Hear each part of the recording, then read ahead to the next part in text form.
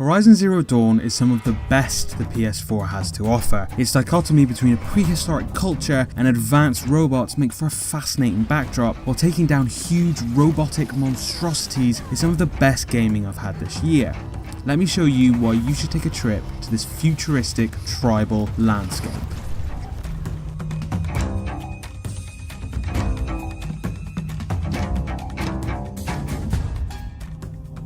Horizon asks you to inhabit a strange world. Humans live in tribal societies without the advancement of technology, but lifelike robot creatures roam the land. We follow Aloy, an outcast of the Nora tribe with a mysterious origin. We get to see Aloy go from headstrong yet fragile little girl to this capable and intelligent heroine. The narrative revolves around the appearance of a cult-like group, an infection that is making the machines hostile and aggressive towards humans.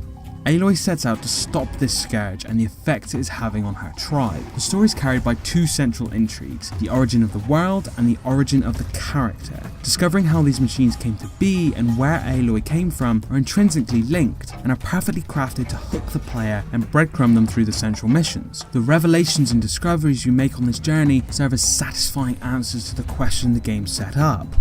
However, the method of storytelling can be lacking in places. A lot of the history of the world is told by exploring underground bunkers and finding audio logs. The actual bunkers are fun to cut about in, but audio logs can be excessively long, and I regularly found myself putting down the controller to experience the story like a radio play. It would have been nice if developers could have found a way to tell the historical story in a more active manner, as it is the most intriguing part of this game.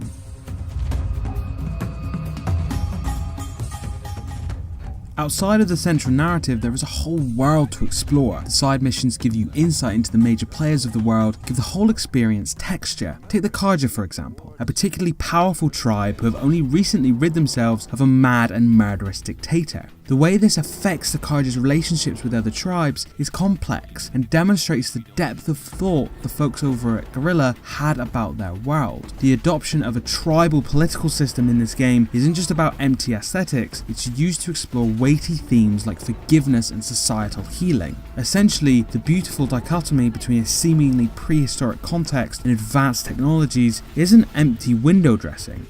It has a history and a sense of identity.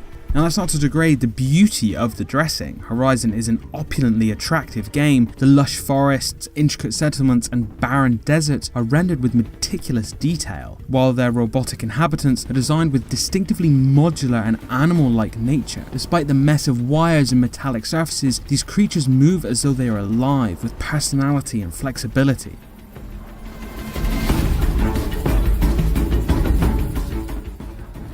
These robots make up most of your enemies throughout the game, however you will spend some time fighting humans. Unfortunately, combat with people can be a little rote and repetitive. It's a simple case that either sneaking up and killing them silently or dispatching them with an easy headshot is almost always the way to go. On the other hand, the robot battles are what Horizon hangs its hat on in a gameplay sense. It's a deeply tactical affair. The modular nature of the machines mean that they have certain abilities attached to parts of their bodies. The intelligent player picks off the most devastating abilities first and then whittles the weakened creature down. Furthermore, each type of robot acts in a different manner. The player is forced to adapt their strategy to their opponent. This gets even more complicated when you factor in the possibility for multiple enemies, all made more interesting with the possibility to acquire different weapons, like tripwires that can stun your enemy or grapples that can hold them in place. This combat becomes a rhythmic dance, picking at the robot's weaknesses and dodging out of danger while employing the tools at your disposal.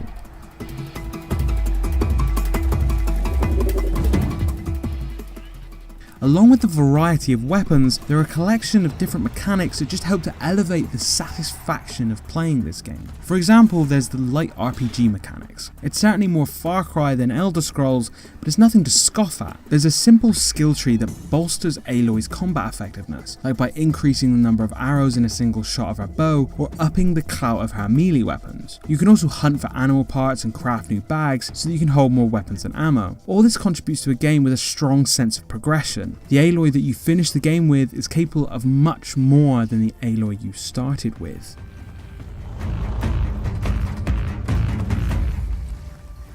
Horizon Zero Dawn is the perfect example of why you don't tie a developer to a single franchise. Up until this point, Guerrilla Games had been making the Killzone games, perfectly competent shooters, but not in the same league as this game.